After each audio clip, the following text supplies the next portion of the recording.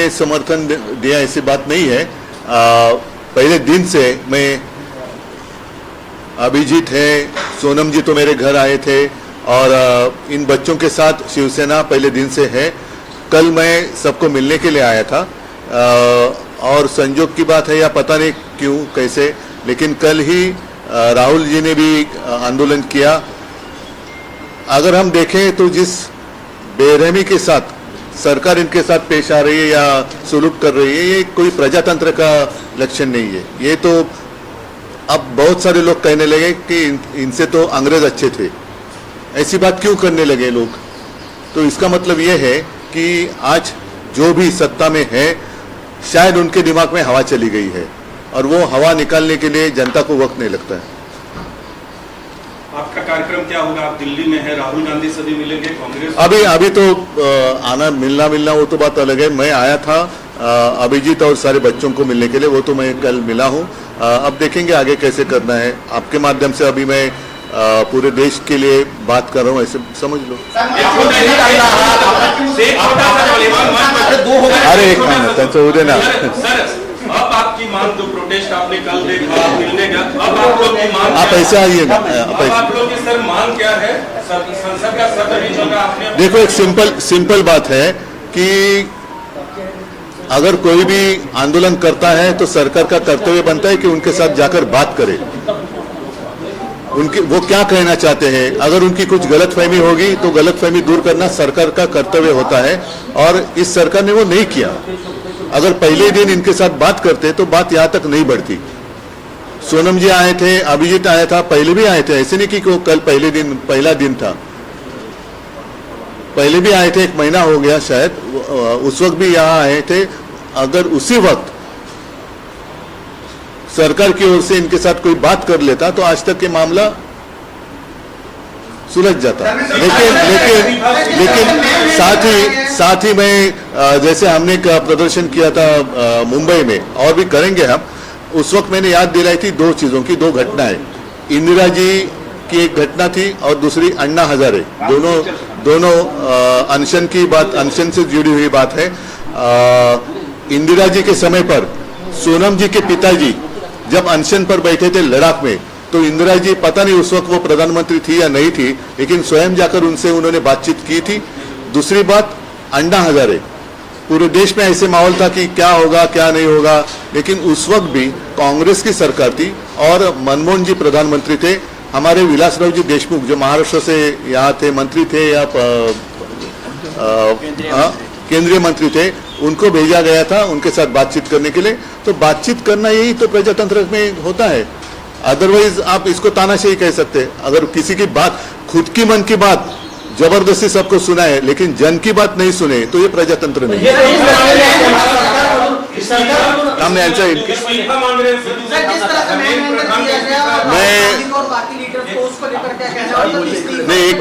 एक पहले आप हमारे आघाड़ी के जैसे बर्ताव मत करो, आपस में पहले एक मत।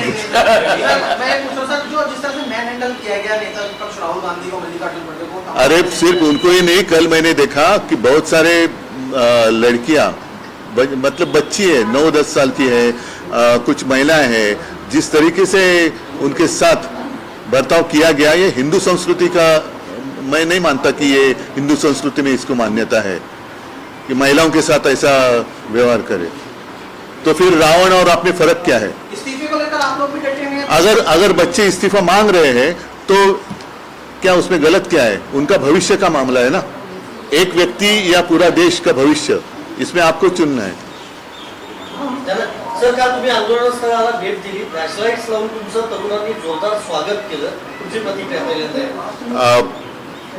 मी पहिल्या दिवसापासून या सर्वांच्या मागे समर्थन देण्यासाठी आहे आणि उगाच काय मी करतोय काय हे सांगण्याची मला काही हौस नाहीये, परंतु तरुण हे आपल्या देशाचं भविष्य आहे।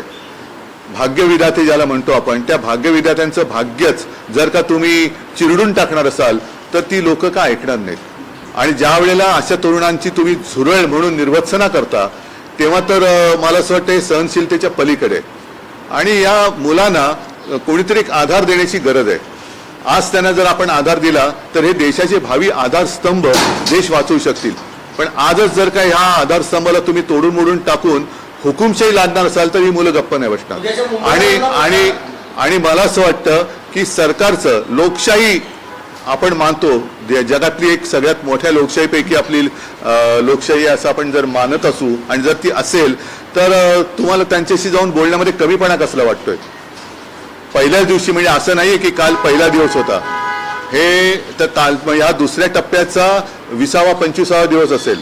सोनम वांगचुकजींच्या उपोषणाचाच 20वा-25वा दिवस आहे. त्याच्या आधीपासून आणि त्याच्याही आधी 10-15 दिवस आधी एकदा अभिजित आणि सगळी तरुण मंडळी इकडे येऊन गेली होती. त्याच वेळेला जर का यांच्याबरोबर चर्चा केली गेली असती तर मला असं वाटतं की हा विषय सुटला असता. राज्यातील शेतकरी नेते आहेत ते म्हणतात की देशभरात हे आंदोलन सुरू आहे, हे एक विचारधारा आहे, दहशतवादी विचारधारा. हां, अशा लोकांच्या बोलण्याला किंमत देण्याची गरज नाही. शेतमालाला जरूर किंमत द्या, पण अशा नेत्यांच्या बोलण्याला किंमत देऊ नका. त्यांचा फेसलेस म्हणजे ते पुसून जरा तो लेस झाला असेल म्हणून तो तेव्हा पुरता आरशात त्याला फेस लेस दिसला असेल, तो पुन्हा फेस आला असेल त्यांना. आता असं आता मला पण वाटायला लागलंय, कारण ज्या तऱ्हेने सत्ताधारी वागतायत तर सत्ताधाऱ्यांचा डाव देशात अराजक आणण्याचा आहे का. आणि आता मला असं वाटतंय की जसं एक यांचा एक हातखंड आहे बदनामीचा की यांच्यामध्ये पाकिस्तानी घुसलेत, तर मला असं वाटतं सत्ताधाऱ्यांमध्ये कोण पाकिस्तानी नाहीये ना. सरकार राजीनामा घेण्याच्या मूडमध्ये नाहीये. सरकार जे आहे यांचा राजीनामा घेण्याच्या मूडमध्ये नाही. एवढं सुद्धा तुमचे सगळे खासदार पहिल्या दिवसापासून आंदोलनाला पाठिंबा केलेला आहे. डेडलॉक कसं त्यांच्याशी चर्चा करा ना, तुम्ही चर्चा करा. जर मी माझ्या रविवारच्या त्या मुंबईत जे आंदोलन केलं होतं त्याच्यात एक गोष्ट म्हणजे काय राजाराणीची गोष्ट नाही, घटना सांगितली होती की कालच्या मे महिन्यात RSS कडनं एक असं स्टेटमेंट केलं गेलं होसबळेंकडनं की पाकिस्तान बरोबर चर्चेचे दरवाजे खुले ठेवले पाहिजेत. आता नेमकं पाकिस्तान बरोबर लढायचं की नाही लढायचं आणि या आंदोलनात पाकिस्तानचा हात असेल असं जर का या सत्ताधाऱ्यांना वाटत असेल तर त्या हाताच्या तोंडाबरोबर तुम्ही बोलता तर मग या देशातल्या विद्यार्थ्यांशी जे हे विद्यार्थी आपल्या देशाचे भाग्य विधाते आहेत त्यांच्याबरोबर बोलण्यात तुम्हाला कमीपणा का वाटतो. म्हणजे हे मला त्यांचं गणितच कळत नाही की पाकिस्तान बरोबर चर्चेचे दरवाजे उघडे ठेवा, पण जे तुमच्या दारात आलेले आहेत, तुमच्याकडनं काही अपेक्षा घेऊन आलेले बाळगून आलेले आहेत, त्यांच्यावर तुम्ही लाठ्या चालवता. त्या मुलींवरती, अगदी मुलींवरती आणि महिलांवरती ज्या असभ्यपणाने अत्याचार केले गेलेला आहे. काल तर एक ती मुलगीच तिचे कपडे फाडले गेले. ही कोणती हिंदू संस्कृती आहे? ही हिंदू संस्कृती बसत नाही. ही रावण संस्कृती झाली. केंद्र सरकार म्हणतोय की आम्ही चर्चेसाठी तयार आहे, मात्र धर्मेंद्र प्रधानचा राजीनामा आम्ही घेणार नाही. ही मस्ती झाली आणि ही ह्या मस्तीच्या विरोधातच सगळं आता देश पेटलेला आहे. ही राष्ट्रभावना आहे. आता उद्या प्रकाश आंबेडकरांनी मुंबई बंदचे हात दिले, शिवसेनेचा पाठिंबा आहे त्यांना. मला काल येताना आल्यानंतर इकडे कळलं. मला असं वाटतं आता लोकांना रस्त्यावरती यायचंय, लोकांना रस्त्यावरून व्यक्त व्हायचंय, त्याच्यामुळे त्यांना त्याच्यापासून कोणी अडवू नये.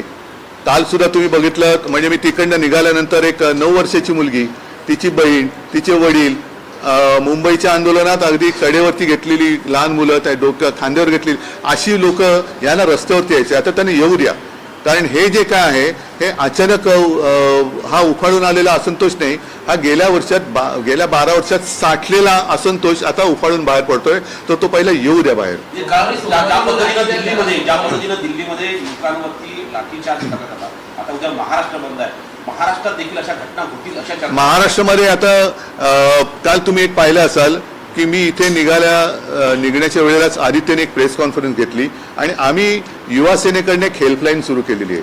आता एका मुलीचा व्हिडिओ मला कोणीतरी पाठवला, तिने सांगितलं की जवळपास 300 पेक्षाही जास्त आंदोलकांवरती मुंबईमध्ये त्यांना डिटेन करून ठेवण्यात आलं, ज्यांना आम्ही बऱ्याचशा लोकांना युवा सेनेने ते सोडवलं. त्यांचे नाव पत्ते घेतले गेले आणि अर्ध्या रात्री त्यांना डिजिटल नोटीस पाठवली. आता डिजिटल अरेस्ट जर का ही इलिगल असेल तर डिजिटल नोटीस पण इलिगल मानली पाहिजे. आणि डिजिटल नोटीस त्यांना काय पाठवताय तुम्ही, ज्याच्यामुळे हा विषय पेटलेला आहे तो विषय सोडवा ना तुम्ही. म्हणजे या देशामध्ये अन्यायाविरुद्ध आवाज उठवायचा नाही, आवाज उठवला तर ते तुम्हाला चेपून काढणार. ही लोकशाही देश मानणार नाही. तुम्ही दिल्ली दौऱ्यावर आहात, आता काही वेळात केजरीवाल तुम्हाला भेटणार आहेत. काल जेव्हा राहुल गांधींचं आंदोलन झालं त्यानंतर केजरीवालांनी आरोप केला की काँग्रेस हीच भाजपची बी टीम आहे. कॉक्रोच जनता पार्टीचं आंदोलन दाबण्यासाठी काँग्रेसने आंदोलन केलं. बघू ना, मला ते काय बोलले ते कळू द्या.